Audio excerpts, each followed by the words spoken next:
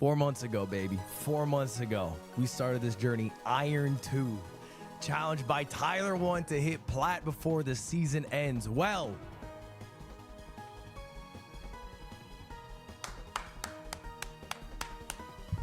easy! Easy! Pause. How did he do it? Ludwig recently made it to Platinum from Iron in less than one season of League of Legends. While Ludwig in challenges past has managed to cheat to win a few times, he swears up and down that this was completely and totally legit. While I do believe him, I'm going to see if it's possible for an average Joe like me to do.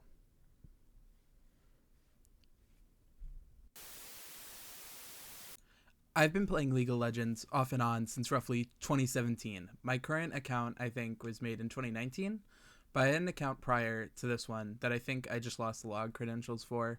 While my friends at the time ended up getting really into League, I ended up eventually falling in love with Teamfight Tactics, a side game mode within League of Legends.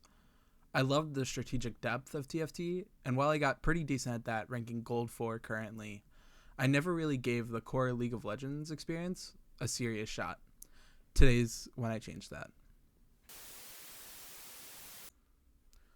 Fast forward to now, I'm level 29, and after seeing Ludwig get to Platinum, I'm wanting to recreate it to see if it was really just dumb luck or something that the average Joe like me could do. Over the years, one thing was consistent for me: I played mid lane. However, every time I had my few tries at playing League, I mained different legends throughout. I originally played Anivia, the Ice Bird herself. Anivia was a magic-based character that thrives on creating distance between the opponents. Using her Crystallize ability, that builds a wall that can be used to either hold an enemy off from pushing in closer to you, or to prevent them from running away to give the extra chance to get the kill. This is especially useful with her abilities all being ice-based, which are able to slow and build combos off of each other. However, recently, I started playing a completely different character, Naafiri. Naafiri is an assassin hellhound that thrives on closing the distance between you and the enemy. She has the ability to summon her wolf pack, which can gang up on the enemy, usually forcing them to fight back, allowing Naafiri to get the jump and the kill on their enemy. With a decent amount of experience with Naafiri at this point, now and being one game away from level 30, playing them was a no-brainer. To assist with having the right runes, building decent items, and whatnot, I was using an extension called Mobalytics. It's an Overwolf extension that tricks your League games to help those that maybe don't quite understand everything about the game to well understand. It also works as a decent progress tracker and helps point out aspects of the gameplay that you do well, but that you also do poorly. It really comes in clutch when trying to figure out what possibly went wrong with your previous game and what you could improve on to help make sure that you do better going forward. Wanting to get the game done and over with as quick as possible so I could play ranked, I decided a Swift play game was the best decision, as I started buying my beginner items, that being a Doran's Blade and a health potion.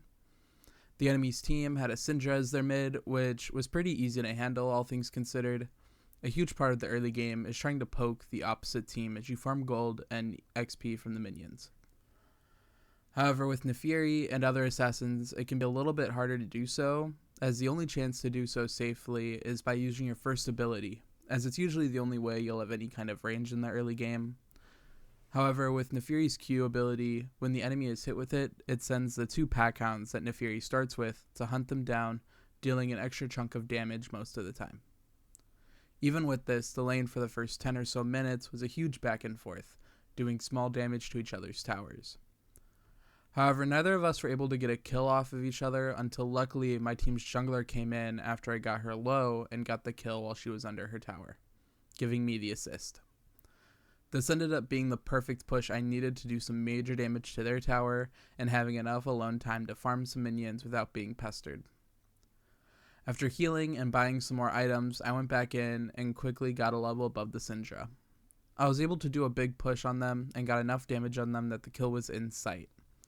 I had most of my health still and pushed forward just enough to hit them with my Q, sending all of my pack hounds on them, allowing me to get my first full kill while they were under their own tower. I quickly healed up and went back to farm more minions. However, the Syndra came in to stop me. Even with my bigger damage output than her, I still took a good amount of damage myself in that fight. I was able to immediately get another kill, and while they were dead, I sent my wave of minions to finish off the first tower and went back to heal quickly. Rushing back in to further take control of the lane, at this point, with 2 kills under my belt, I had a 2-level gap to not only her, but majority of my team and hers. While trying to attack their second tower, the Syndra again tried fighting me. I got her so low in health, but she ducked back under the tower, stopping me from getting the kill safely. However, once again, my jungler came in and was able to kill her for me, allowing me to deal more damage to the tower. But then their Mordekaiser came in to help defend. Even with my level difference, he was still so bulky, I couldn't handle it and I needed to retreat. However, I took this time to get my next item, and by the time I came back, Mordekaiser was gone and their tower was open for me to take back. After that was done, I admittedly pushed a little too far, and the Mordekaiser came back and got a kill on me, and gave me my first death of the game. Even still, it felt like a win as we were more than 20 minutes in at that point. After respawning, I grouped up with my team on bot lane and did one big push, and we were able to get that win.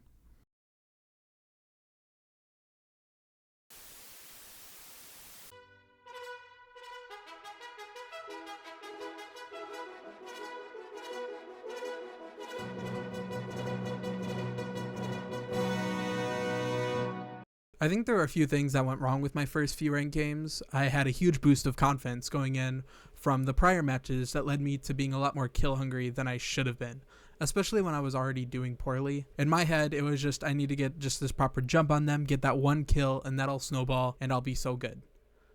It clearly never happened. After being really confused as to why all these games felt so much more difficult than the unranked ones, I saw a post on Reddit saying that it was fairly common in League of Legends for ranked for them to put you in silver-ish elo games. So that way, if needed be, you could just jump right up. I'm clearly apparently not silver yet, which is fine. But it was also weird to me that it never lowered the elo ranks for me as I was losing the games. Because all of them, I ate shit. I'm going to be so real.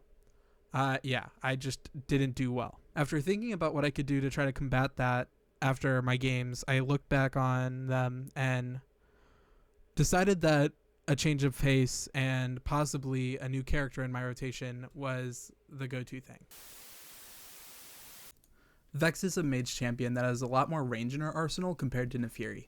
Vex, using her spells, is able to cause fear into opponents, forcing them to back off, allowing for an escape, or even to stop them from dealing damage so you can do so uninterrupted. Also being really strong in burst damage, allowing for the potential of short and strong dealing of said damage. After feeling like my struggle with wanting to get kills was causing me to die over and over, I felt like adding a champion that had more distance coverage could be a big help. While I did still end up losing the rest of my placement matches, I did notice a change in my gameplay and being more picky about the fights I got myself into. This shift helped my mental and performance overall in the game. Vex offered me a lot more room for error, and I could focus on positioning, where with Naafiri, I'd often get caught up rushing in and making rash decisions just to get a quick kill. My last placement match was very difficult. Going in, the enemy team had a Zoe who was able to play aggressively in a way I just wasn't used to. So much so that I didn't get a kill in that whole game. Granted, I didn't feed the whole time. I got a ton of assists, but I just wasn't able to get any kills for myself. In the beginning, in terms of lane control, it went pretty evenly back and forth, I'd say, but while I was doing pretty well in terms of farming. The Zoe was a lot better at poking and initiating, winning combats, that sort of thing, especially with her combo of teleporting closer to me, putting me to sleep, and then knocking out the rest of my health, stopping me from being able to combat it. It also didn't help that when I was winning, her jungler would come in just to kill me before I could get a chance to finish the job. There were admittedly also times where I just didn't know when to just recall and regroup, but instead tried to stay and continue fighting. This happened not only with the Zoe, but also the Gwen that occasionally peeked her head in, and not being as aware of the jungler when he would come to gank me. A big struggle of mine is remembering to ward in my blind areas in the close by jungle. With all of these deaths not only on my side, but on my teammates as well, it made most team fights feel impossible unless we were able to separate and outnumber certain members of the enemy team. However, when the enemy was all together, we just couldn't keep up. This is what led to our loss in the game. So as I wrap up this video, I'm starting my rank journey at literally the bottom of the barrel, at Iron 4. I plan on keeping up with the game, playing it when I can in between recording and editing other videos. I don't know if I'll necessarily get to Platinum like Ludwig did, but I'm going to put a goal of at least Gold for now. I am hopeful that I'll even beat that, but I'm going to take it one step at a time. Going forward with this series, I'll be updating as I rank up, so you'll most likely be seeing a new video of this when I go to Bronze. See you soon in that video, and I'll also upload a new video next week. So see ya.